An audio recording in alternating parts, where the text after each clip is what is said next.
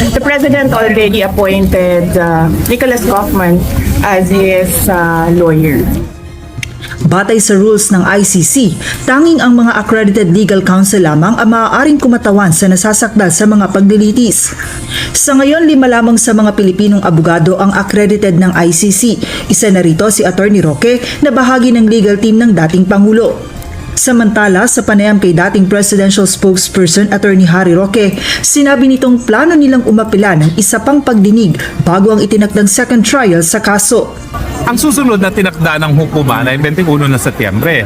Pero bago dumating ang 21 Setyembre, hingi kami ng hearing para dinggin yung issue ng ununa, anong epekto ng kidnapping para nakuha yung pagkatao ni Presidente Rodrigo Roa Duterte. At pangalawa, yung issue ng jurisdiction na bumitiw na tayo sa ICC bago nagsimula ng preliminary investigation ng prosecutor. Ayon naman kay VP Sara, titiyakin muna niyang nakasettle na ang lahat kaugnay ng legal actions ng defense team at hihintayin lang niyang may papalit sa